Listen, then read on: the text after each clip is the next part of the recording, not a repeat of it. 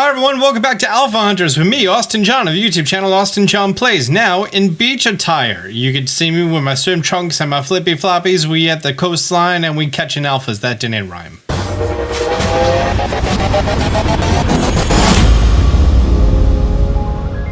Welcome back to the show where I show you all of the alpha Pokemon who are available in the area for you to go catch, for you to go farm up or just collect or do whatever you want. The only show on YouTube where we hunt down all the alpha Pokemon, and these are all the place spawns. Do keep in mind that after you help quell the local frenzy noble fire rock pupper, he's going to be able to unlock random alphas. But in the meantime, we're going over all the placed ones. Galaxy member, show me the alphas. Below level 50, we have ourselves Octillery, Purugly, Drapion, Mothim, and Machoke. These are, mostly all the landlocked Pokemon. Getting into the 50s, we have Golduck, Chansey, Ambipom, Mantine, Tentacruel, and Walrein. In the high 50s, we have ourselves Gyarados and Quillfish. Also, do keep in mind you can get yourself Overquill at a later point in the game, so don't worry about that. Or do worry about that. Whatever you want to do. In the low 60s, we have Lumineon, Ninetales, and Gastrodon. I do want to say I believe Ninetales is locked until after you help quell the Frenzy Noble, or at least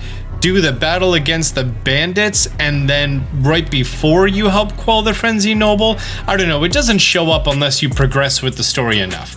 And then in the mid to high 60s, we have Dusknoir and the highest level alpha you've seen in the game so far, Empoleon at 69. Nice.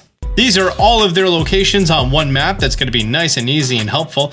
And I think it's going to be a good idea that we first do all of the landlocked Pokemon, and then we're going to be heading out to the ocean. So first I'm going to be starting with all the Pokemon that you are able to get soon as you get here to the shoreline. And while we can go left or right from the start, let's go to the left.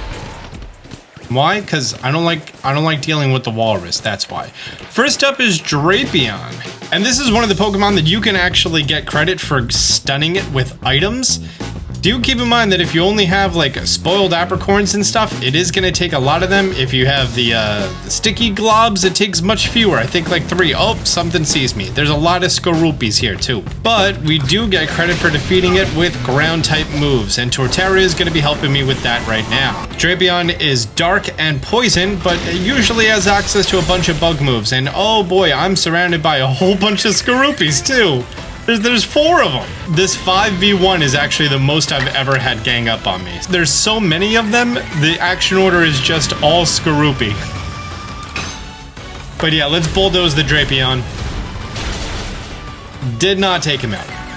Skorupi's looking around, Skorupi's looking around, Skorupi's looking around, Skorupi is looking around. Great posse you brought with you to this fight, guy.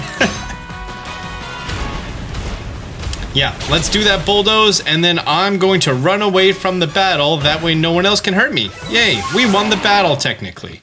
Was there a drop? There was a drop. Seed of Mastery and Grit Dust. Great.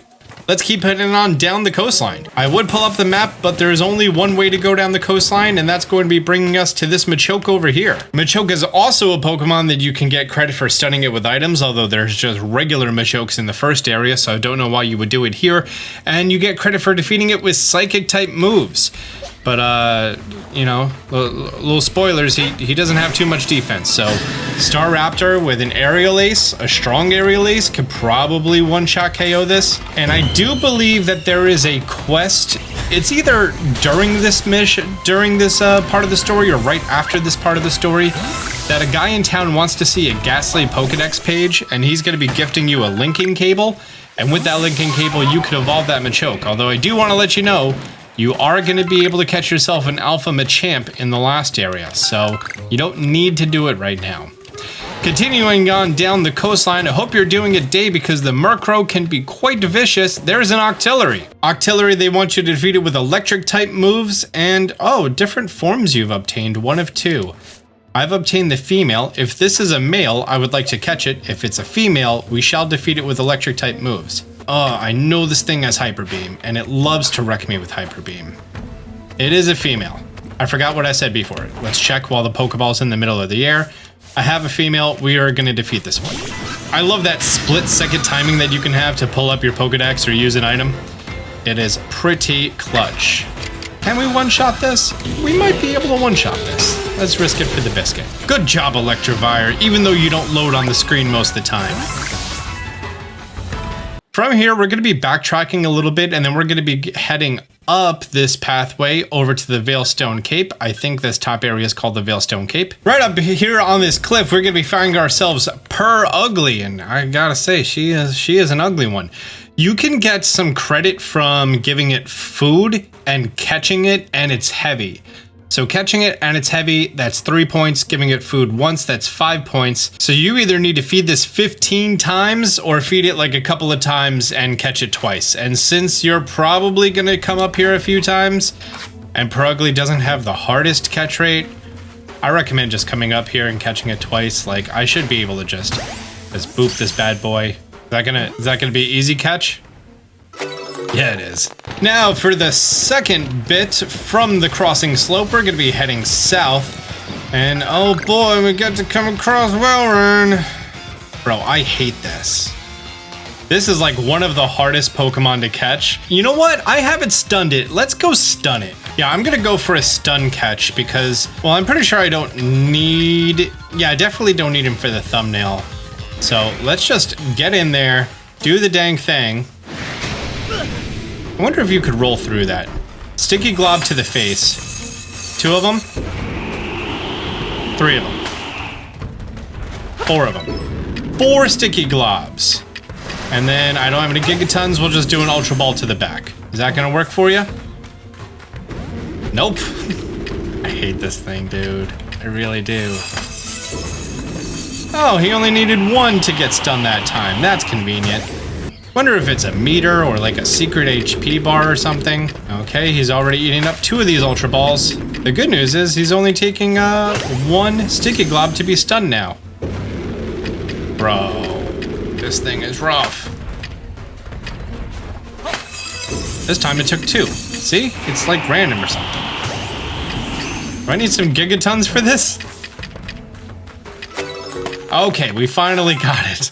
But stunning it those 4 times, that's 3 points. Catching it and in alpha, that's another 4 points. That's 7 points in total, so that's not bad. Going on down through Apom Hill, we're gonna be heading the south way to the Hideaway Bay, and as we come through the crevice here, if you already helped quell the Frenzy Noble of this area, you can run into the Bandit Girls, and I think the one likes to hide over here.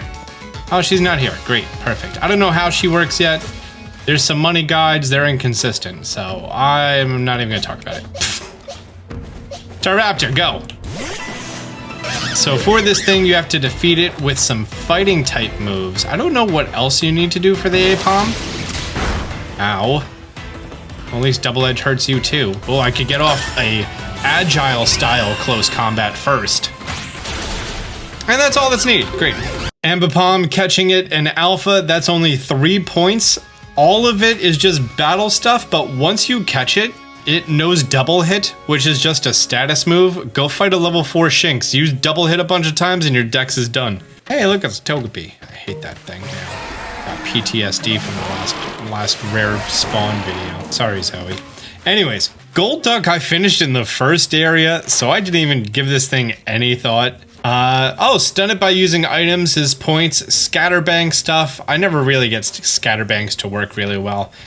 Catching it is 2 points. Defeating it is 1, but defeating it with grass moves is 3. So if you need some dex entries, catch your alpha, hit it with a grass move, get your 3 points, you're good to go. Strong style, just to spit in your face a little bit there, Mr. Blue Duck. His name is Golduck. It's false advertising, son. Reports you to the Better Business Bureau. Great. Continuing on down this way, we have this spawn that only happens at night, and we have Chansey over at the Tombolo Walk. By the way, got a super spicy video coming out that takes place right where my character is, or was. Super duper spicy, like might change a lot of things spicy. Chansey, you get credit for giving it food, although you don't need to do that to an alpha. In fact, there's really no point in trying to do anything for the alpha here. It can't sleep. You can defeat it with fighting moves, but you could do that for the regular ones. Why take the additional 50% damage? You can give it food easily. The only reason I would see going for this Chansey whatsoever is just to have it for an alpha living dex. Because if you're just doing a final form dex, you could get the Blissey. This Chansey doesn't really have too much of a purpose. It has so little of a purpose, I'm not even gonna go do it. That's how little purpose it has. And down here, there's going to be our only nighttime exclusive spawn in the Deadwood Haunt, and this is Dusk Noir. Now, this is the second highest level Pokemon that you're going to be finding in the area. He's very powerful. He can do work to your team. I haven't said that in a while, but yeah, he can. In addition, you get points for defeating him with dark type moves, but catching an alpha is 4 points.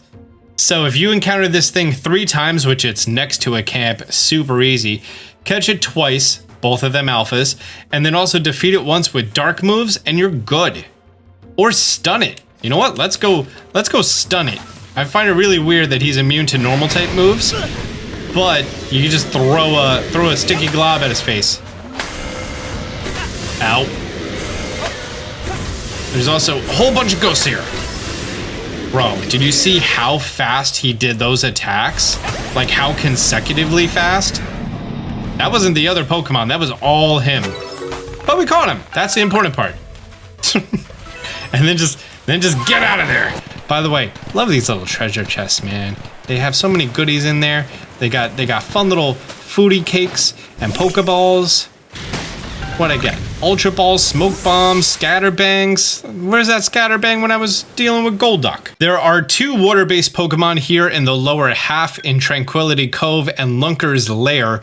Over here is going to be a Mantine. Let's head over there first. I find it so weird that I could sleep when there's monsters nearby. That's like the #1 rule of Minecraft. Heading our way out to this little piece of land, we are going to be finding ourselves this Alpha Mantine. Now, more times than not, he just likes to fly around and live his best life, and he won't actually attack you unless you're really close. And you just hit him with a jet ball, and then you're catching him. Oh wow, that one didn't catch him. I've caught it several times.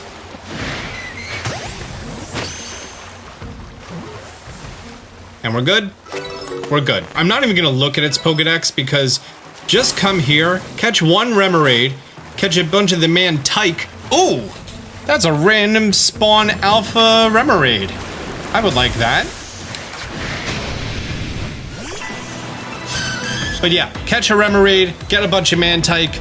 They're literally ready to evolve when you catch them. Just make sure a Remoraid's in the party, and you could fill up that dex entry so fast. Nice. Next up, literally straight ahead of us, directly eastbound, is going to be the Gyarados spawn.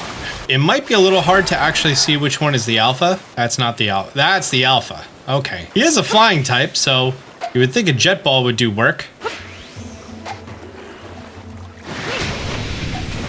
Okay, this is... none of this is working well. Wow, that's a big Hyper Beam. This is not the first time that you could encounter a Alpha Gyarados. Oh, I'm going against 3 Gyaradoses. But if you went back to the first area, the Obsidian Fieldlands, you could have encountered one there. What? How do you live that? Good job, Electivire. He used focus energy. He threw the game. He threw. Oh, he is Crunch. Never mind. You know what? I'm not here for these little ones anyways, so I'm just gonna come over here. I'm gonna grab my large experience candy, my grit dust, and we're getting out of here. Cool. Directly north of that Gyarados, right about here, you're gonna be finding yourself, boom, Alpha Tentacruel. Let's do a dope sky attack. Catch him off guard. That was a horrible angle. Everything wants to hydro pump my face. Agile Thunder Wave. Maybe get a bonus attack off. That'd be cool. And then the risk it for the biscuit, big strong style Thunder Punch. This should knock it out. It's a tentacle. Yeah, it's dead. Cool. Continuing directly east of the Seagrass Haven, we are going to be finding ourselves Luminion. How do you know it's Luminion? Because it's massive compared to all the Finneon that are here. For Luminion, everything is pretty basic here, and it's about catching without being spotted, catching at night. So if you come here at night, it doesn't see you. That's 1, 2, 3, 4 points. Defeating it with electric type moves. Honestly, it's a mixed bag. There's no better option, know what I mean? And you used Roost. Good job. Way to throw the game, guy.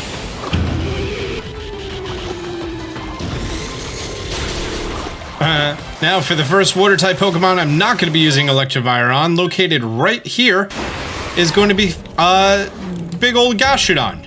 We do a slow-mo back shot of Torterra. I love this bullet time. Bro, what? I don't know how the bullet time works. It's not consistent at all. There we go, cool. And I have already covered this Alpha Quillfish located right over here.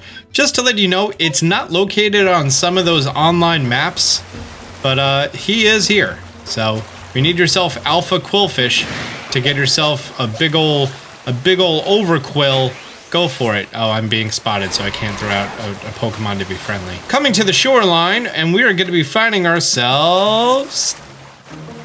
There he is, Empoleon. Empoleon is just as difficult as Whaleren, if not harder, because there's no cover here except for that grass back there. However, if you're lucky, you might be able to get a jet ball off from the shoreline and get the catch. Which we did.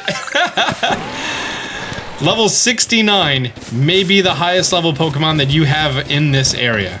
Continuing on the path to the spring path, we are going to be finding ourselves Mothim. Pretty sure it's Mothim. I don't know. It's a bug. We're going to crouch down. We're going to get a little bit closer so our ball doesn't do the knock. And we're going to throw a jet ball at the back of its head. I was slightly too far. Let's do it again. Thank you.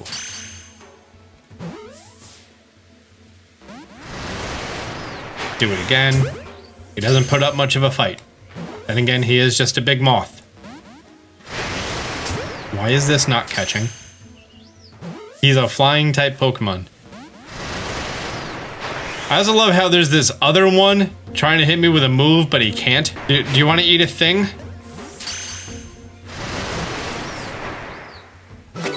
Okay, great. Give him a thing. Another Pokemon that you probably finished their dex entry when you were in the first area.